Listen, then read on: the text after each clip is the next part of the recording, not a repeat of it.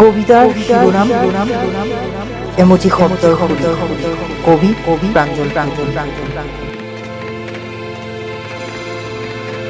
মৃদুস্মিতা, আজি নিলিখো দিয়া তোমাৰ নামত এটা প্ৰেমৰ কবিতা।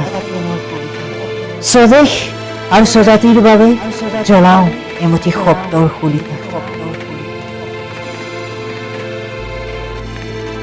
মৃদুস্মিতা, শুনিছানে তুমি? শিয়াল ফুলা গধূলিবোৰত কাৰোবাৰ উদ্বেলিত হাঁহি, মাতাল কিম্বা ভণ্ড শাসকৰ আচুৰত নিৰীহ জনতাৰ মৃত্যুৰ কিৰিল। চতুৰ্দিশে বিপ্লৱৰ অগণি, অক্লান্ত তেজী ঘোঁৰাৰ পদধ্বনি আৰু শ্বহীদৰ আত্মাৰ বিননি। শুনিছানে তুমি?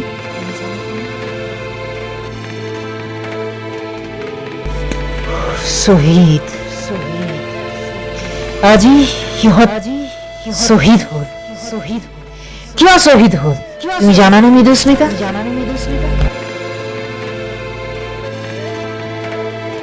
তুমি দেখোন একোৱেই নাজানা।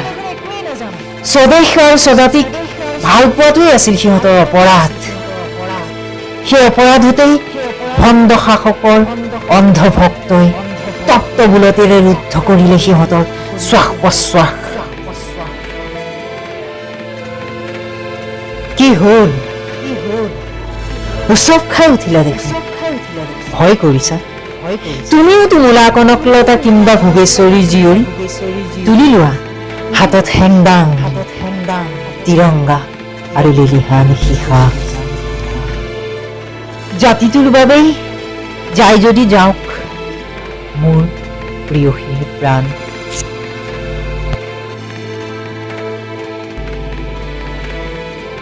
আই মাতৃৰ চৰণ চুমি মুক্ত কণ্ঠেৰে চিঞৰা তুমি, জয় আই অসম, জয় আই অসম বুলি।